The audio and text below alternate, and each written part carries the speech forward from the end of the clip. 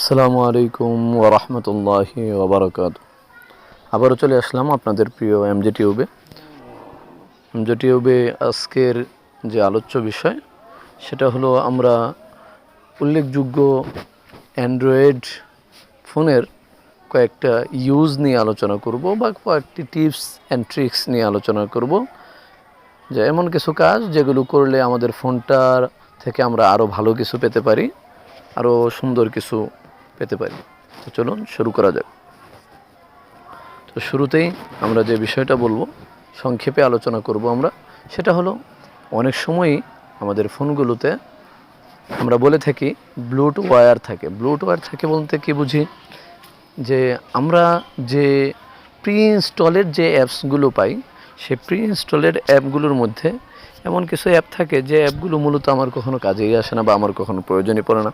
যেমন মনে করেন আমি এখানে OnePlus 6T ইউজ করছি, তো এটার মধ্যে যেমন হতে পারে একটা অ্যাপস আছে যে OnePlus সুইচ।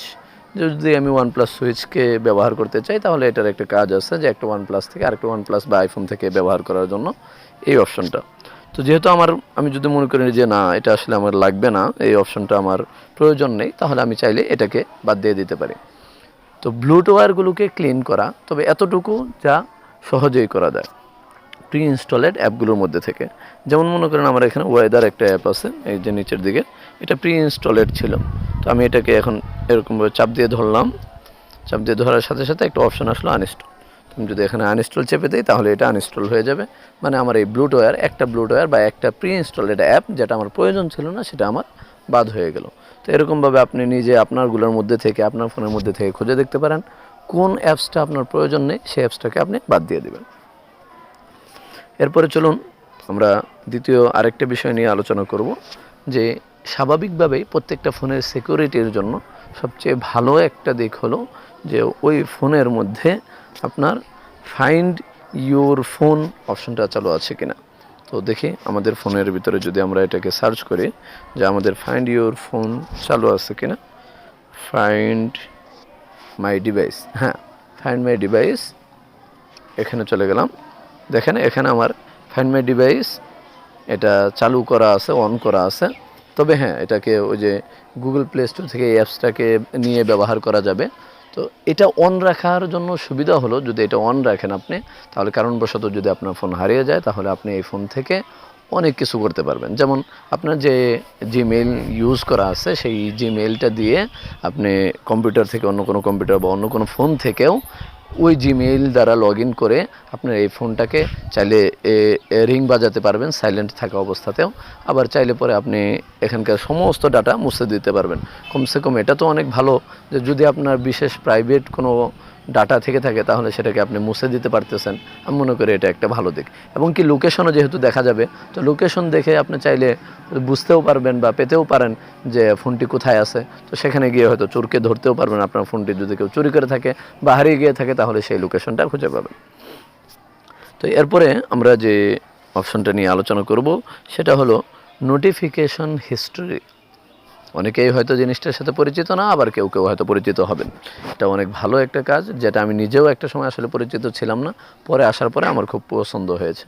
কি বিষয়, যে এই নোটিফিকেশন হিস্ট্রির ভালো একটা কাজ হলো যে আমি মনে করেন এই নোটিফিকেশন হিস্ট্রিটাকে যদি অন করে রাখি, তাহলে আমার জন্য অনেক সুবিধা। অন্যথায় এমন হয় যে অনেক নোটিফিকেশন আসে, আমরা সাথে সাথে কেটে দেই কারণবশত, বা না জেনেও হঠাৎ কেটে দেই নোটিফিকেশন, দেখলাম না, চেক করলাম না, পরে মনে হয় যে ওই নোটিফিকেশনটা মূলত কী ছিল সেটা আমি দেখতে চাচ্ছি। তাহলে ওই নোটিফিকেশন হিস্ট্রি যদি অন করা থাকে, তাহলে আপনার এটা উপকার হবে। অন করা থাকে মানে শুরুতে বাই ডিফল্ট এটাকে অফ করা থাকে ফর সাম রিজন। তো আমরা এটাকে অন করে রাখতে পারি যদি আমার ফোন আমি নিজের কাছে সিকিউর মনে করি। তো আমি সেটিংয়ে চলে গেলাম। সেটিংয়ে চলে গিয়ে এটার জন্য সহজ পদ্ধতি হলো আমি অ্যাপস অ্যান্ড নোটিফিকেশনে চলে যাব। অ্যাপস অ্যান্ড নোটিফিকেশনে গিয়ে এখানে দেখবা আমরা শুরুতে নোটিফিকেশন অপশন লেখা আছে, এখানে চলে যাব। এরপরে আমরা একটু নিচের দিকে গিয়ে কোনো ফোনে এখানে অপশনটা পেয়ে যাবেন, আবার বেশিরভাগ ফোনেই যে আমার ফোনের মতো এখানে অ্যাডভান্স অপশনে চাপা লাগবে। এটা চাপার পরে একটু নিচে নামলেই দেখবেন নোটিফিকেশন হিস্টোরি। এই নোটিফিকেশন হিস্ট্রিটাতে আমি যখনই চাপবো তখনই দেখেন এইমাত্র আমি যে নোটিফিকেশনটা উপরে আসছিল কাইটা দিলাম, দেখেন ওই নোটিফিকেশনটাও আমার এখানে আছে, যে মেসেজ এয়ারটেল থেকে একটা মেসেজ আসছে। এরকম যত নোটিফিকেশন আছে আমি হিস্ট্রি চেক করলে সবগুলো পেয়ে যাব। তো এটা আসলেই খুব উপকারী। তো এরপরে সর্বশেষ যে বিষয়টা নিয়ে আজকে আমরা আলোচনা করব সেটা হলো অফলাইন ম্যাপ।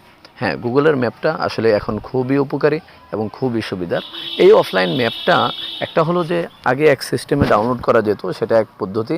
তবে আমি বলবো যে বর্তমানে যে অফলাইন ম্যাপটার ডাউনলোড করার সিস্টেম, এটা খুবই ভালো এবং খুবই কার্যকরী। তো এটার জন্য আমরা জানি যে গুগলের যে ম্যাপ আছে সেটাতে আমরা চলে যাব। সেটাতে চলে যাওয়ার পরে আমার যতটুকু ম্যাপ সেভ করতে মনে চাচ্ছে সেটার জন্য আমি ওটা সেভ করে নিলে সুবিধা হবে। পরে আমার আর অনলাইনে না থাকলেও আমি অফলাইনে থাকা অবস্থায় ওই ম্যাপটাকে ইউজ করতে পারবো। তো আমি যেখানেই থাকি না কেন, আগে আমি আমার লোকেশনে চলে গেলাম যেখানে আছি। তো এখান থেকে নিয়ে আমি আমার যে নামে সাইন করা আছে সেখানে গেলাম। এরপরে সেখান থেকে যে নিচে অফলাইন ম্যাপ লেখা আছে এখানে চলে যাব। এখান থেকে নিয়ে সিলেক্ট ইউর ওন ম্যাপ, এখানে আমি একটা চাপ দিলাম।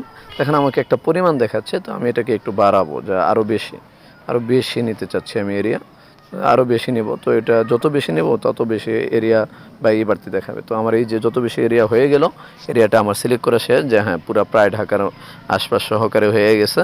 তো এখন আমি এটাকে সিলেক্ট করে ডাউনলোড চাপিয়ে দিলেই আমার অফলাইন ম্যাপ ডাউনলোড হয়ে যাবে। সুতরাং এই এরিয়ার মধ্যে আমি যখনই থাকবো তখনই আমি অফলাইন ম্যাপটা ইউজ করতে পারবো খুব সুন্দরভাবে, যেমনটা অনলাইনে দেখায়। তো এটা খুবই উপকারী অ্যাপ, খুবই উপকারী একটা টিপস বলা যেতে পারে। তো আজকের যে বিষয়গুলো ছিল এগুলো সবগুলোই খুবই উপকারী, অবশ্যই ট্রাই করবেন প্রত্যেকেই। আজকে এ পর্যন্তই। আসসালামু আলাইকুম ওয়া রাহমাতুল্লাহি ওয়া বারাকাতুহু।